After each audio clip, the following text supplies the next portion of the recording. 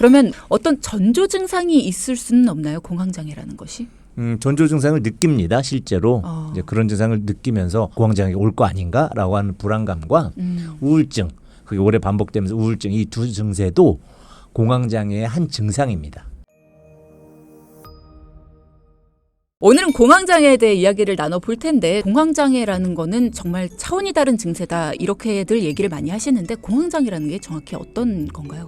일반 불안증과는 크게 두 가지 면에서 크게 다른데요. 네. 여러 가지 다른 점이 있습니다만, 하나는 특정한 원인이 없다는 것이죠. 그런 분들이 많죠. 불안증은 옆에 싫은 사람이 있어. 네. 밥 먹을 때, 또 누가 올 거야, 기분 나빠, 뭐 이런 어떤 특정한 거, 시험이 임박했어, 방송이 임박했어, 이럴 때 느끼는 것은 당연한 불안증에 들어가고요. 근데 이제 조금 스트레스를 억제하지 못하시는 분들이 불안증 상태로 나타날 수 있는데, 이런 것은 뭐 당연한 거고요.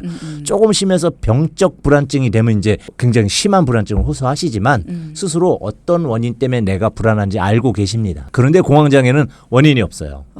갑자기 그냥 무심결에 갑자기 죽을 것 같아. 숨도 못 쉬겠고 막 식은땀이 나면서 불안하고 가슴이 아프고 막 그럽니다. 뭐 감각장애가 나타나기도 하고, 내가 다른 사람하고 이렇게 멀리 이렇게 막 떨어지는 시각적인 어떤 느낌도 있는 것 같고, 이러다 진짜 죽는 거 아닌가 싶은 원인도 없이 이렇게 이제 원인 없이 아주 심한 두 가지의 특징이 공황장애의 특징이죠. 지금의 삶이 너무 행복하고 즐거운데도 공황장애가 오는 이유는 뭘까요? 네, 실제로 대부분은 어렸을 때 어떤 분리불안이라든지 큰 충격을 받은 이후에 그 상태가 쭉 진행되다가 10대 후반이나 20대 때 아무 이유도 없이 발생하는 경우들이 있지만, 어려서의 분리불안 문제도 없고 지금도 행복하게 사는데 불구하고 뇌에서 스트레스를 관리하는 여러 뇌 기관의 성능이 떨어지면서 발생하는 그런 경우도 물론 존재합니다.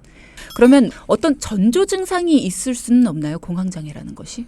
전조 증상을 느낍니다. 실제로 이제 그런 증상을 느끼면서 공황장애가 올 거 아닌가라고 하는 불안감과 우울증, 그게 오래 반복되면서 우울증, 이 두 증세도 공황장애의 한 증상입니다.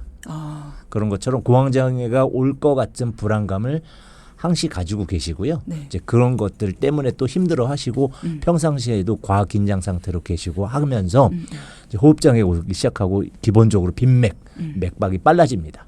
식은땀이 나고 이런 증세를 시작하면서 여러 증세를 보이게 되죠. 증상 몇 가지만 좀 짚어주신다면 어떤 것들이 있습니까? 호흡장애와 두근거림입니다. 가장 흔한 것이. 네. 정도가 근데 심하죠. 그리고 가슴이 아프기도 하고, 네. 그리고 식은땀이 나고 어지럽고 미식거리고 감각장애도 오게 되고, 이제 그 숨 못 쉬는 정도가 굉장히 심각해서 가만히 이렇게 책상에 앉아서 증세를 호소하시는 것이 아니고, 바닥에 엎드려서 무슨 심장마비 같은 거 왔을 때 응급환자들이 그 주변인을 찾을 때처럼 그런 상태의 긴급함을 요하는 자세를 취하시게 되죠. 그렇게 됐을 때에는 어떻게 대처를 해야 될까요? 보통 겪어보지 않으신 분들은 저희가 이렇게 설명드렸을 때 그런 거요? 라고 생각하실 수 있습니다. 일반 불안증보다 훨씬 심하죠. 그러나 가족들이 볼 때는 이분이 돌아가시는 거 아닌가라는 느낌을 받을 정도의 통증과 어떤 심장의 어떤 불편감, 호흡장애 이런 걸 얘기하시기 때문에 공황장애 있다는 걸 아시는 분들은 편하게 릴렉스 해주는 것이 좋습니다. 같이 불안해하고 막 우왕좌왕하고 이러실 필요가 없고, 그리고 또 그 호흡장애에서 관심을 끌어내기 위해서 편안한 다른 얘기로 대화의 주제를 옮겨가게 해주는 것이 좋겠고요. 편안하게 하고 또 이제 몸에 벨트 같은 거 좀 풀어서 편하게 있게 하고 이렇게 해주는 것이 또 도움이 됩니다. 많은 분들이 오해하고 계시는 것 중에 하나가, 공황장애 생기는 사람들은 마음이 약해서 그래, 이렇게들 얘기를 하시거든요. 이게 좀 오해죠? 아니요. 한편으로는 일리도 있는 것입니다. 그래요? 이제 과거 어렸을 때 분리불안 장애나 기타 어떤 그런 충격을 쉽게 그냥 무덤덤하게 넘어가는 분들이라면 좀 좋은데, 그 부분이 마음속에 상처로 남아있고, 또 평상시에 받는 스트레스도 스트레스 안 받고 남에게 이렇게 탁 푸는 사람들 있잖아요. 그런 분들은 또 잘 안 생깁니다. 스스로 스트레스를 감내하려고 하는 수동적 성향이라든지 했을 때 잘 생기기 때문에 마음 약하고 착하신 분들이 더 생길 확률이 높다는 것에는 약간의 그 일리가 있죠.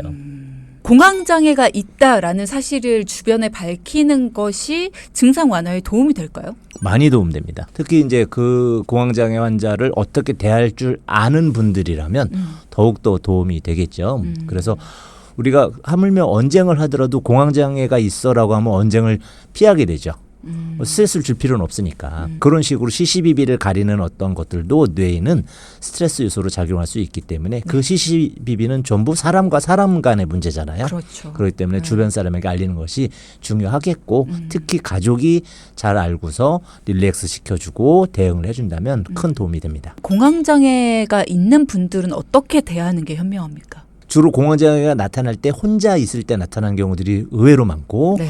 집에서 나타나는 경우들이 많기 때문에 그럴 땐 그냥 릴렉스해 괜찮아 이거 공황장애잖아 죽는 거 아니야 이렇게 얘기를 해주고 이런 분들이 있습니다. 특히 부모님들이 잔소리하면서 넌 그것도 극복을 못하니 뭐 이런 거 진짜 나쁜 거죠. 그렇다고 너무 위로해주고 막 우리 어떡하니 이거 고쳐야 되는데 하면 우울증으로 갑니다. 그래서 그런 거 아니고 이건 누구나 생길 수 있다. 요새 스트레스 받고 피곤한 일 없었어? 우리 그런 일이 있었나 생각 좀 해볼까? 긍정적인 발언과 편안한 대화를 해줌으로써 보통 10분 정도의 아주 세게 증상이 오거든요. 그리고 30분쯤 지나면 사라집니다. 그래서 그 30분간 같이 이제 대화하고 풀어갈 수 있는 그 환경을 조성해 준다면 좋을 것 같습니다. 그럼 혹시 예방법 같은 게 있을까요? 스트레스 선상에 자기를 놓이게 하지 않는 것이 좋습니다. 주로 이건 꼭 해야 되는데 밤새서라도 뭐 해야지 경쟁에서 살아남아야지 이런 것들이 내 신경을 핍박하게 되는 거죠. 그래서 내가 알거든요. 이건 너무 힘든가 봐. 이 정도 공부했더니 어지러운데 기운 없어. 이런 정도의 신체 증상을 유발하는 스트레스 선상에서 자기를 빼내는 것. 내 몸에 가장 좋은 친구는 나다. 이렇게 생각하시는 것. 그게 중요하다고 생각합니다. 네.